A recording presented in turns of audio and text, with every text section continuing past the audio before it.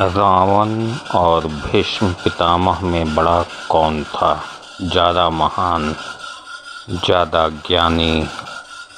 इन दोनों में कौन था?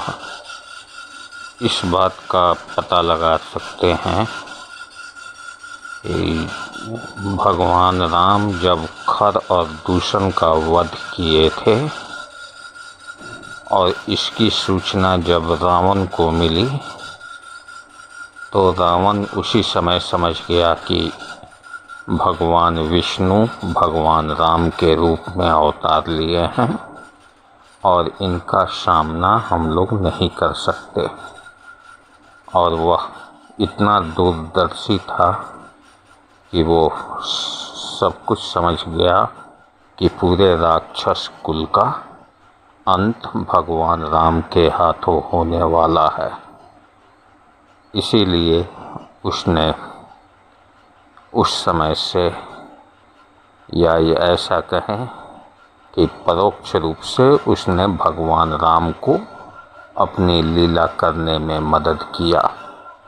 उसने उसी समय भगवान राम को प्रणाम किया और वो चोरों की भांति माता सीता को हर कर ले गया, क्योंकि वह जानता था कि अगर युद्ध करेंगे तो मैं तो परास्त हो जाऊंगा, मारा जाऊंगा, लेकिन मेरे जो बाकी असुर हैं उन लोगों का उद्धार कैसे होगा।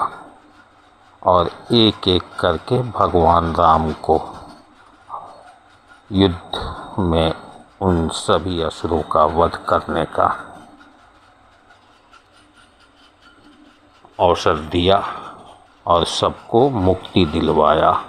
अर्थात वो जीते जी उन लोगों को काफ़ी सुख दिया था और मरने के बाद भी उन लोगों को भगवान विष्णु के धाम में पहुंचा दिया।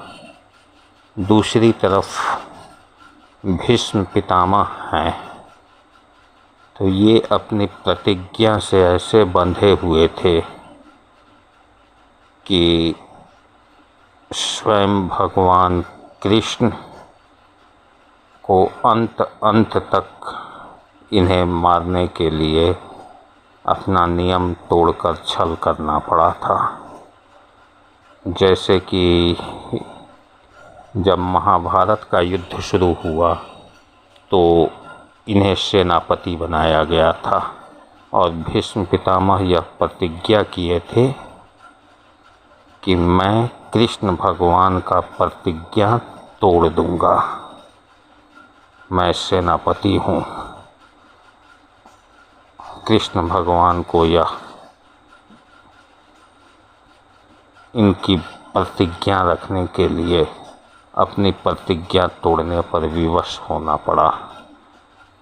कृष्ण भगवान ने प्रतिज्ञा किया था कि वे युद्ध भूमि में हथियार या अस्त्र शस्त्र नहीं उठाएंगे, लेकिन मजबूरीवश इनकी प्रतिज्ञा का मान रखने के लिए वो अपनी प्रतिज्ञा तोड़ दिए। और अर्जुन जब युद्ध के लिए नहीं तैयार हो रहे थे, गीता का उपदेश दिए और अंत में वे सुदर्शन चक्र धारण कर लिए। बोले कि हे अर्जुन, अगर तुम इन लोगों का वध नहीं करोगे तो मैं स्वयं ही वध कर देता हूँ। तो अर्जुन युद्ध के लिए तैयार हुए और इन्हें अपना सुदर्शन चक्र नहीं चलाना पड़ा। ये सुदर्शन चक्र वे भीष्म पितामह का प्रतिज्ञा का मान रखने के लिए किए थे। फिर अंत में भीष्म पितामह का वध करने के लिए इन्हें छल से उन पर वाण चलाना पड़ा अर्जुन के हाथों, जो कि शिखंडी को सामने करके चलाना पड़ा था। तो ये भीष्म पितामह अंत तक अपनी शक्ति का प्रदर्शन करते रहे भगवान के सामने। तो आप अनुमान लगा सकते हैं कि भगवान